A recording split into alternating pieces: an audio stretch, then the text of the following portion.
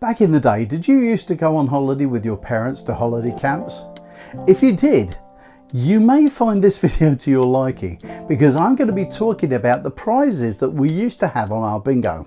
I was recently sifting through some of my parents' old photos and saw some of the arcade and bingo from the 1970s, and it got me thinking about the prizes which were available to win back then.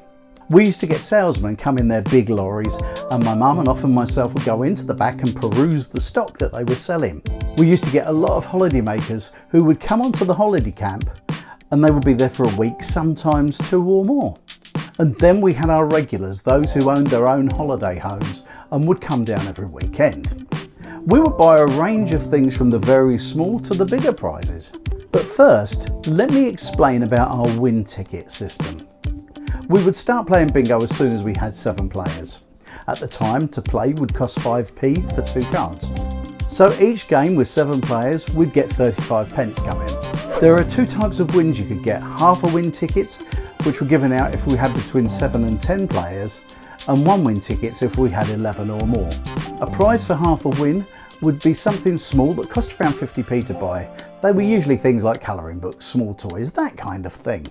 A prize for 1 win would cost about £1. But as it was a holiday camp, we encouraged our players to stay and play for the bigger prizes. We'd have prizes from 2 wins up to as many as 100 wins. You would get players who spotted something they fancied that maybe, I don't know, 50 wins, and then they'd come into the bingo and they'd play every session that was going. Generally, we'd start around 2 p.m. and run until 5, and then start again for the evening session at 7 p.m. and stay until the customers dwindled, which was usually around 11 o'clock when the club on the camp closed and the husbands who'd been in the club all night came to collect their wives on the way back to the trailers. The regulars would come in each weekend and pretty much play in their same seats all the time. For them, the small prizes weren't what they wanted. They wanted the bigger ones, things that had cost us in excess of £40, which was a lot of money back in 1971. Before I tell you about the prizes we'd have, if you'd like to make a comment about your holidays in the 70s, please do it below, and it'd be great if you could hit that like button for me as well. My mum would go into the back of those lorries and she would come out with all sorts of things. It could be anything from a duffel bag to a canteen of cutlery, football, or even a reclining sunbed. There were always things weird and wonderful as well.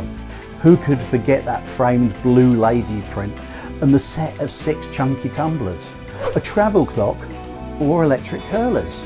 There would be kids' tricycles and sets of suitcases, cufflinks, rods and lighters, and kids' Tommy gun toys. My favourite prizes though would be the K-Tel, Ronco and arcade records, which were heavily promoted on TV at the time. We had a salesman who would come with boxes of them, 24 to a title in a box. And I always used to have the first one from each set to add to my collection. When I think back, there were some prizes that my mum would buy and I would cringe and say, whoever's gonna want that? But she had an uncanny knack of knowing what the players were going to want, and we always had players saving up for the oddest things. I remember glass fish ornaments. They were like an angelfish and they were lots of different colours. I thought they were so ugly, and yet at 3 wins they used to fly off the shelf. Glass ornaments were always received quite well. Back in those days, before merchandising became a thing and each football team started selling their own, we'd get sports bags. They'd either be red, white or navy blue, and they'd have a transfer on the side with the name of a football team on it. Lamps and light shades used to go well, as did clocks. In fact, any household stuff would go well.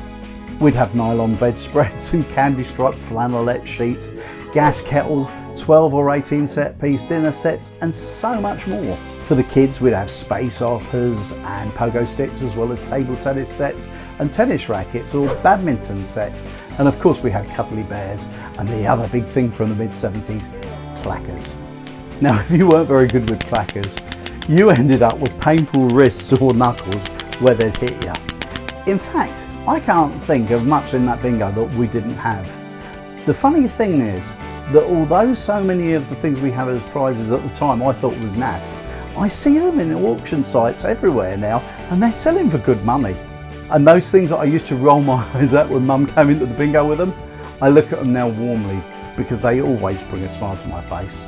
I'm lucky to have had so many happy memories of that time when I was a kid, but also learning what it took to run a business. I would love to go back and do it all over again.